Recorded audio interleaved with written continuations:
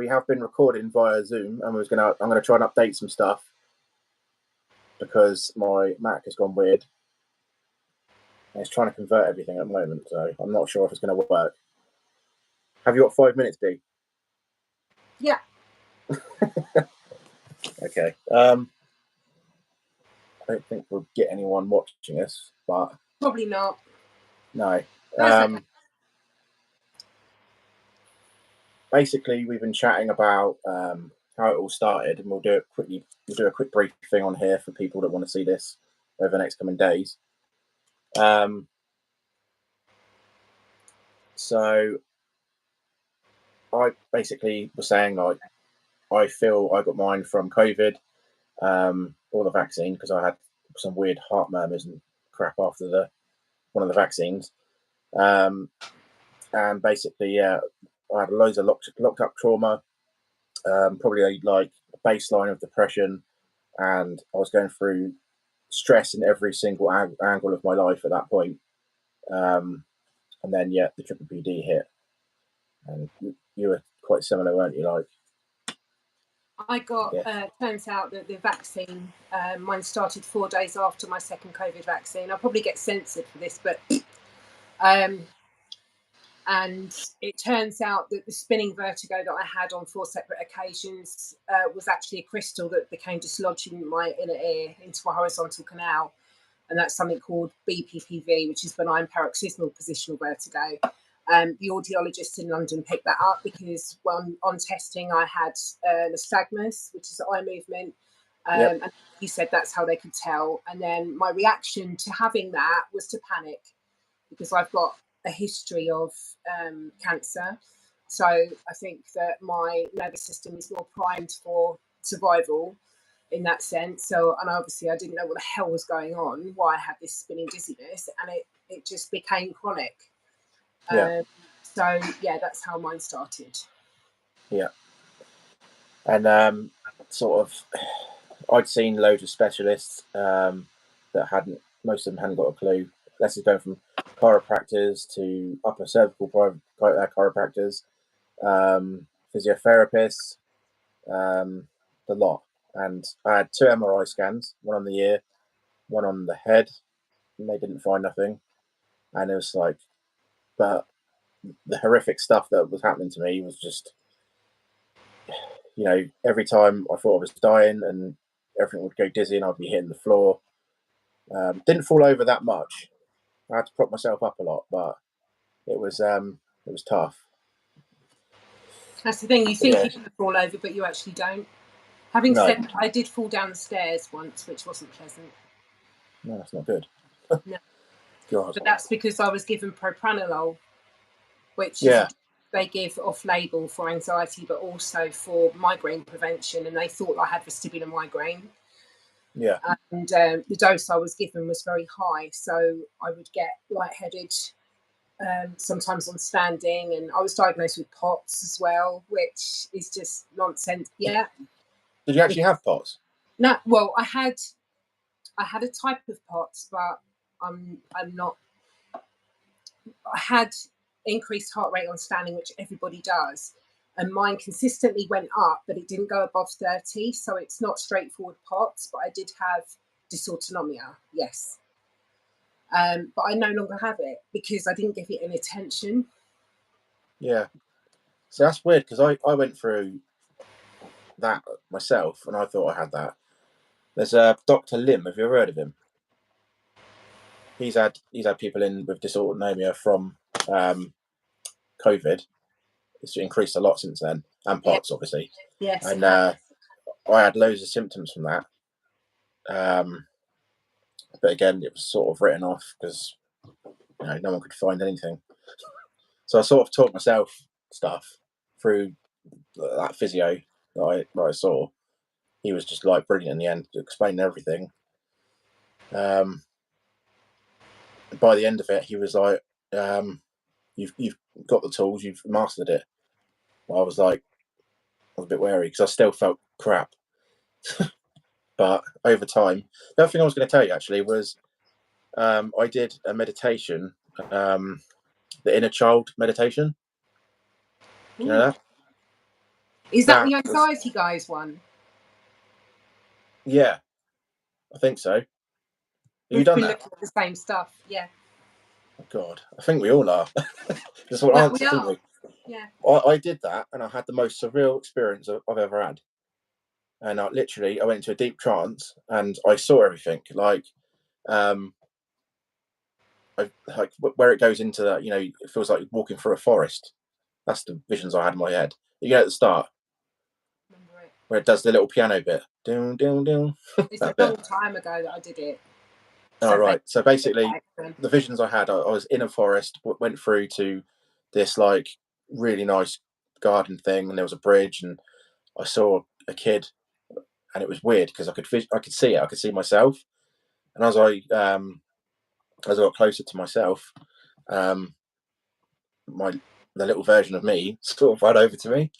I gave it a hug in that, and they go on about see the pain that you've got, and it was weird. And basically, I felt really calm, and I felt when I was healing him. They talk about the light around him and stuff. I felt weirdness in my body, like a really warm feeling, but it wasn't till the end. And when the little kid, well, little me, ran off. Oh, I bet you were so cute when you were a kid. No, I Sorry. wasn't. No, well, might have been a little bit. In the dream it was the meditation. No, but he ran off, and it was just surreal because he ran to my mum, and my mum picked him up and waved at me with her smile. I'm getting goose pimples now, and it was a smile that was like, "Don't worry, I've got you. You're fine." It was Wow. yeah. I burst out crying, but it was the relief, and I think it was something I needed. Yeah, they do say the inner child is kind of crying out. Yeah, yeah. So that's a really good thing to do, I think. I So found the steady coach's anger one really, really powerful. yeah, I've done some meditations, but that was unreal. That said a lot to me because even before PPPD started, I'd said to a counsellor before for PTSD. I'd said to a counsellor before, do you know what? I don't know what anger is. I've never felt anger, and I've yeah, got more reason than anyone to be angry about things happening in my life, which I won't go into. But I don't know what that feels like. The last time I got angry was when I couldn't get my own way when I was a teenager. That's not normal. Like, I just feel like I need to scream and shout. And when I did this anger meditation, I felt like my whole chest was on fire. yeah. And Do you know what you need to do? what? You need to go to a bungee with your partner and get him to push you off the cliff. Not That will gonna happen. help. Then you'll scream and you'll let it out. No, what I need to do is go on a ghost hunt with you. Well, the only time I scream on a ghost hunt is when a bat flies at my face. Then Yeah, I scream quite high pitched. I hate that. Yeah, No, I do need to. I do feel like I need to run up a hill somewhere and just go. yeah. It helps. A lot of people do it. Just scream. Yeah. Right. So I don't want to keep you too much longer, obviously. Um, what we'll do, we'd quickly do a quick fire round of these questions so we get everything covered, just in case I can't upload any of these videos Okay. because something's gone weird already. So, how much has sertraline helped? As you said, Massively. yeah. And again, like you said earlier, it was more.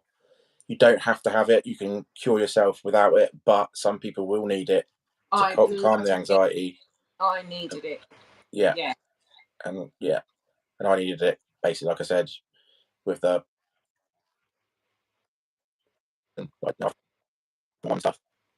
You know, it needed it, and I feel a lot better now from that. I And I need to think say to that's people helping the dizziness go. that it took me.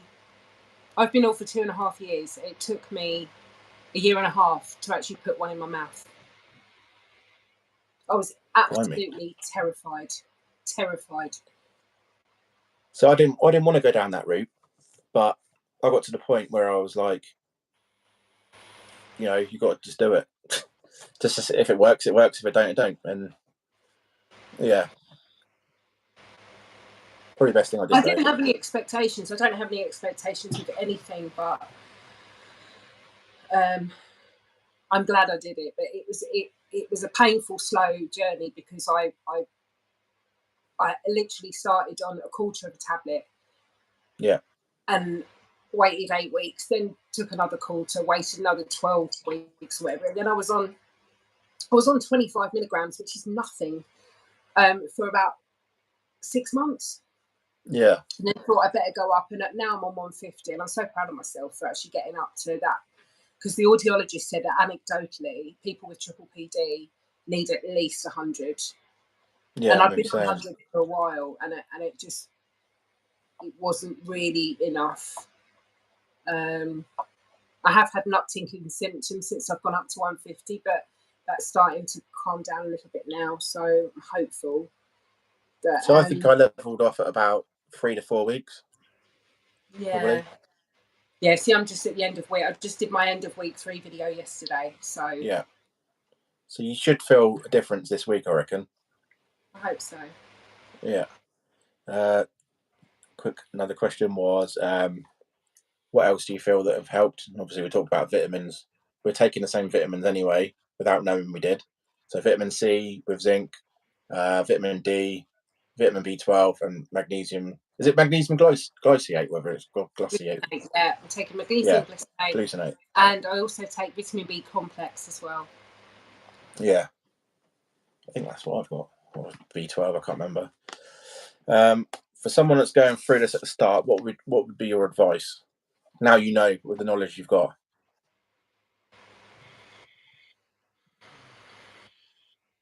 I would direct everybody to the Steady Coach.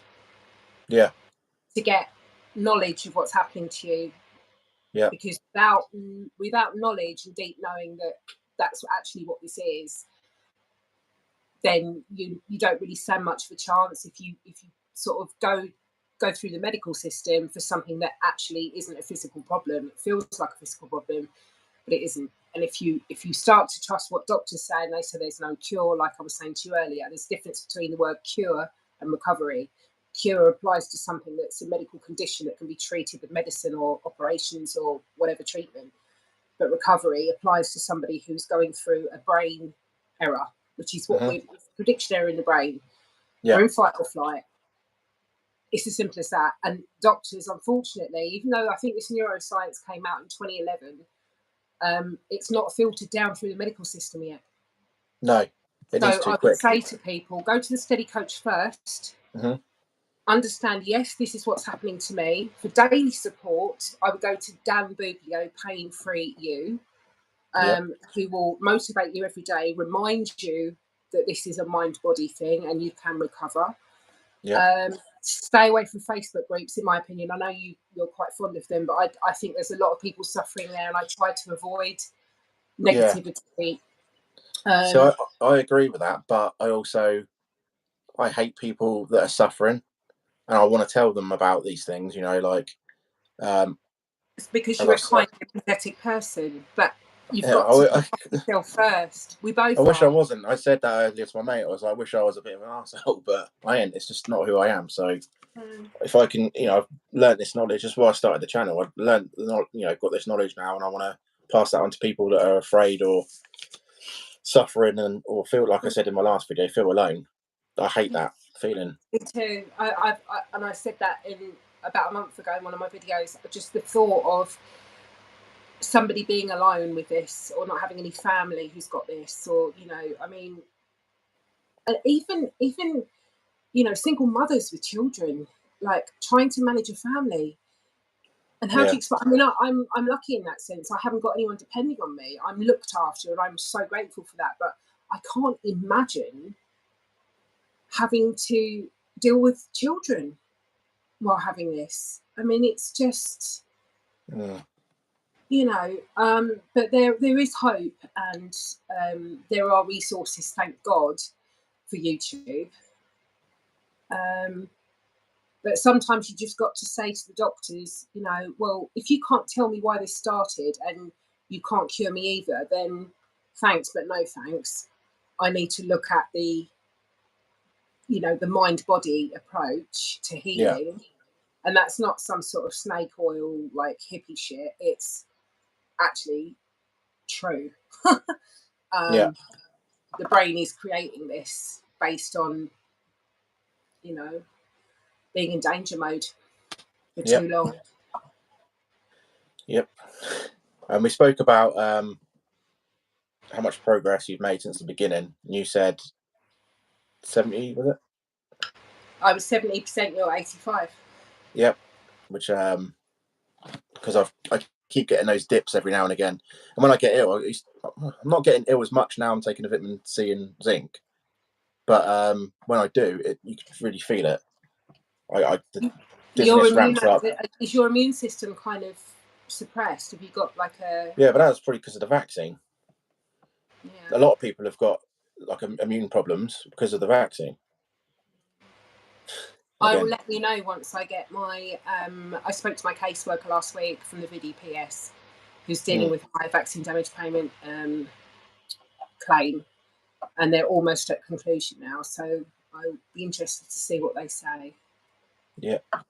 And finally, how do you keep positive in the months ahead? So how are you going to make sure you're positive about things? Or what would you change?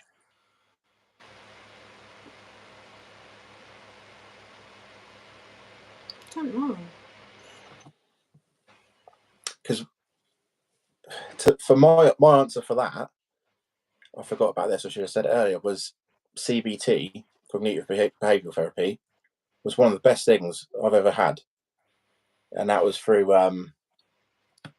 Booper as well. I got lucky, but I can sort of pass on who I went through, and she taught me certain things. Like I blamed myself for lots of stuff, and I would purposely probably punish myself for things, not like physically, but like I'd put myself down a lot.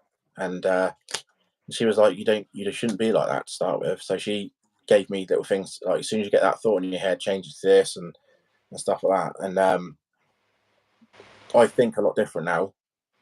So for sure, I'm being more positive. That's good. I didn't find CBT helpful personally because, I mean, Yoni Arthur, when I was having one-to-ones with her, she said, well, it's not a behavioural problem that you've got. No. So it surprised me that it's not, you know, she said, I'd rather you focus on the trauma therapy, which I then had, which didn't really help, to be honest. Yeah. And then I suddenly thought, I'm just going to stop the therapy because I know what this is. I know I just need to calm down, I need to turn my attention towards life. And once I find a tool, the coping tool, that I can use in the moment, that I know will calm me down, which you're doing really well, you've mastered that. And once I've got that, I know that I'll feel more in control, and then I'll start to recover even more.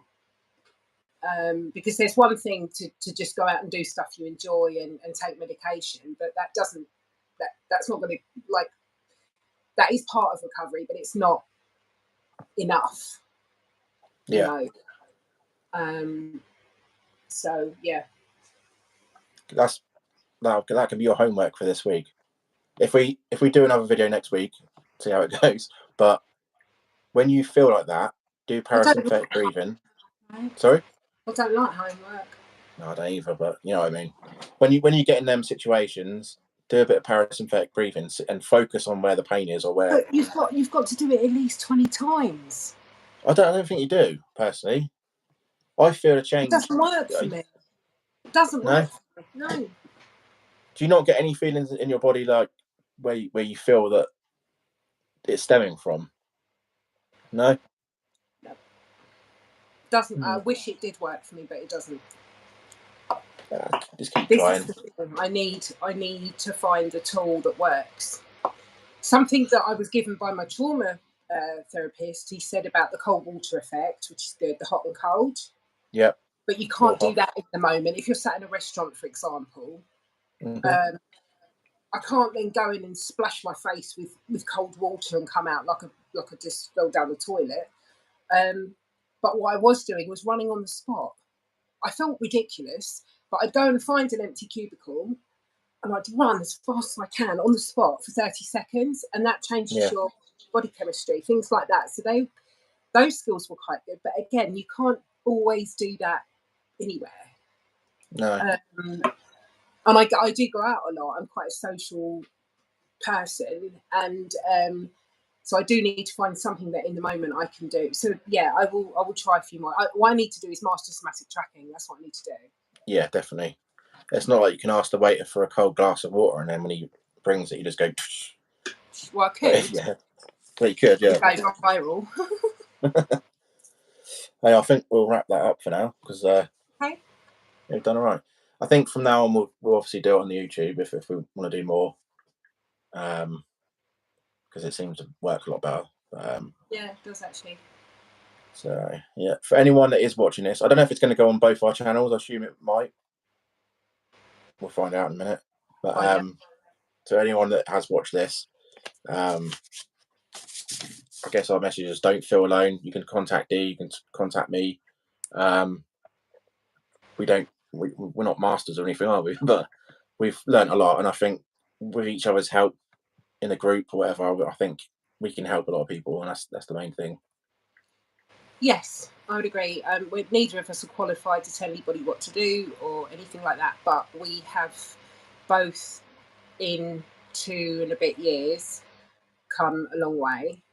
Yeah. And if you're just starting the journey, you need people like us, because we needed people like us when we started. There wasn't many around either. No. Funny that. There seems to be more after the vaccine, eh? Yeah, I know. Well, anyway. We'll probably get censored for that, but hey ho. Oops.